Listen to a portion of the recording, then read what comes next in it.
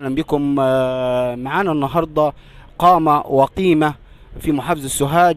معانا الاستاذ الدكتور صابر حارس، استاذ الاعلام بجامعه سوهاج، واستاذ الصحافه في العالم العربي ومصر. اهلا وسهلا بحضرتك النهارده، شرفنا بحضرتك. أهلا وسهلا بك، وأنا سعيد بك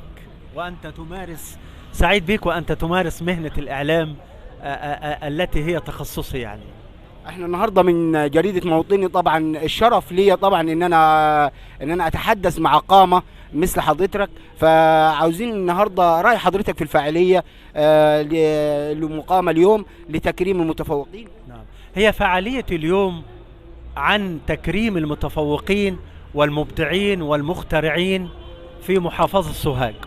هذه الفعالية قام بتنظيمها جمعيتين خيريتين، جمعية نظرة للتنمية والتدريب وجمعية فرسان الخير، وحضرها قادة التربية والتعليم وكبار رجال أعمال وأساتذة الجامعة في محافظة سوهاج. وبهذا أنا بعتبر مثل هذه الفعاليات دعم كبير معنوي وحافز للمبدعين والمتفوقين لأن يستمروا في تفوقهم وفي إبداعهم. وطبعا شفت أنا أستاذ جامعة، أستاذ علم الاجتماع الدكتور فنجري في جامعة جنوب الوادي بيتم تكريمه. شفت أيضا المخترع الأستاذ محمود النحاس، صاحب عقار يعني هو الأفضل في العالم في علاج الضعف الجنسي وتأخر الإنجاب والعقمة، أيضا بيتم تكريمه، وآخرين تم تكريمهم. وهذا مهم جدا لأنه الحضور الكرام، وأنتوا لكم دور في هذا الدعم، لكم أنتوا بتنقلوا إلى المجتمع هؤلاء المبدعين والمجالات التي تفوقوا فيها سواء في الإبداع أو في الاختراع، وبالتالي بتعم الفائدة للمجتمع كله. طبعا احنا شرفنا النهارده بحضرتك والنهارده اليوم كان مليء بالتكريمات.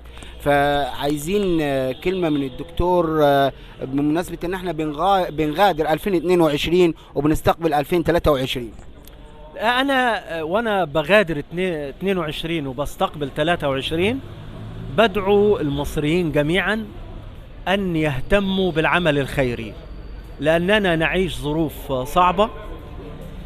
كثير منا يحتاج مد يد العون والمساعدة، المساعدة المادية والمساعدة المعنوية أيضا. وبالتالي أنا بدعو الجمعيات الخيرية إلى بذل كثير من الجهد، وبدعو المصريين إلى مزيد من تقديم العمل الخيري سواء داخل الجمعيات الخيرية أو خارجها. وأنا بعتبر الإنجاز لي أنا شخصيا اللي عملته في 22 واللي هعمله في 23 هو دعم العمل الخيري وزيارة الجمعيات الخيرية وتشجيعها ودعمها بكافة السبل المادية وأيضا الإعلامية.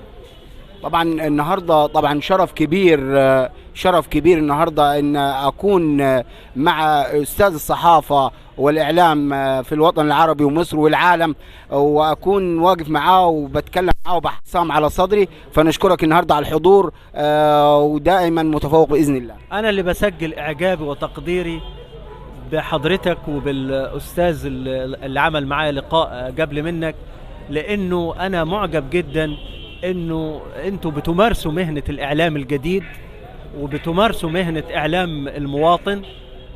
دي مهمة جميلة جدا عشان تقدروا تغطوا الفعاليات اللي داخل المجتمعات والفعاليات اللي داخل المؤسسات. بدعمكم طبعا يا دكتور، احنا بدعمكم شغالين. شكرا جزيلا لك. شكرا، تشرفنا بحضرتك. كل عام وانتم بخير. كل سنة وانت طيب. كل سنة وانت طيب. شكرا جزيلا.